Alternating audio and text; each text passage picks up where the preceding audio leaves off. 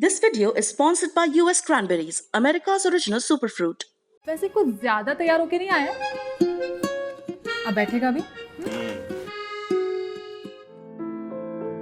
तूने ही कहा था ना कि जो रक्षा करता है राखी भी उसी को बांधते हैं। हाँ तो आपसे ज्यादा लोगों की कौन रक्षा करता है? Doctor S Kashyap. इस रक्षाबंधन मिठास को दीजिए क्रैनबेरीज का स्वाद। रिश्ता वही, मिठास नई, यूएस क्रैनबेरीज।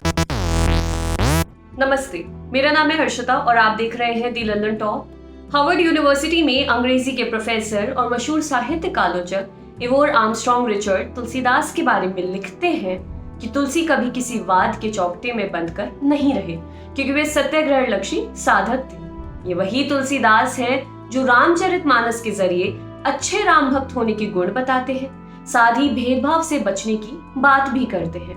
कहा जाता है कि जब कुछ कुलीन ब्राह्मणों ने उनके काशी के मंदिर में रहने पर सवाल खड़े किए तो वे एक मस्जिद में जाकर रहने लगे। तुलसीदास का जीवन ऐसे तमाम किस्सों से भरा पड़ा है।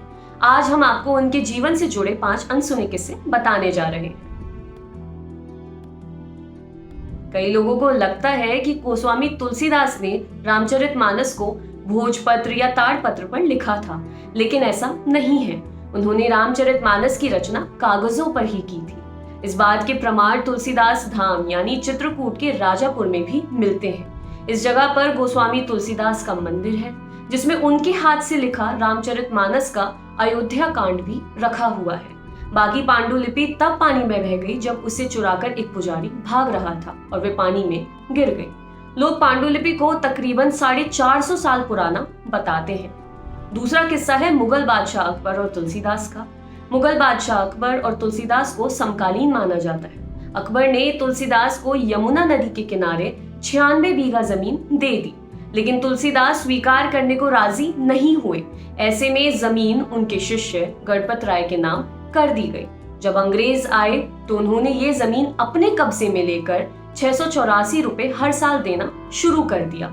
आजादी के बाद 1972 तक जिला कलेक्टर से भी इस जमीन के 684 रुपए मिलते रहे, लेकिन बाद में वो मिलने बंद हो गए। गोस्वामी तुलसीदास को लोग रामचरितमानस की वजह से ही ज्यादा जानते हैं।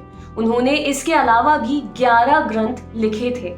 उन्होंने अपना लेखन अवधी और ब्रज की बोली में भी किया।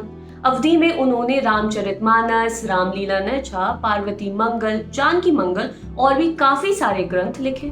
उन्होंने ब्रज में कृष्ण गीतावली, साहित्य रत्नावली, दोहावली, वैराग्य संदीपनी और विनय पत्रिका लिखी। इन 12 रचनाओं के अलावा 4 दूसरी बहुत जानी मानी रचनाएं हैं जिन्हें तुलसीदास रचित माना जाता है। इनमें शामिल है हनुमान चालीसा, हनुमान अष्टक, हनुमान बाहुक, तुलसी सतसाई। गोस्वामी तुलसीदास की जीवनी लिखने वाले वेणी माधव दास ने मूल गोसाई चरित्र में मीराबाई के तुलसीदास को पत्र लिखने का उल्लेख किया है। उन्होंने लिखा कि पत्र लिखने के पीछे की मंशा अपने माता पिता द्वारा उनकी भक्ति को ना समझ पाना था। तुलसीदास ने मीराबाई को भक्ति के रास्ते में आने वाली हर बाधा को छोड़ने की बात लिखी है। तुलसीदास ने कभी अपने गुरु के बारे में साफ उल्लेख नहीं किया। उनके जन्म की तरह उनके गुरु को लेकर भी अलग अलग चर्चाएं होती हैं। उनके 5 गुरु बताए जाते हैं। अलग अलग विद्वान अलग अलग वक्त पर इन गुरुओं की चर्चा करते हैं। अगर आप ये वीडियो फेसबुक पर देख रहे हैं तो हमारे पेज को लाइक करें और यूट्यूब पर देख रहे हैं तो हमारे चैनल को सब्सक्राइब करें। देखते रहिए दी लंदन टॉप।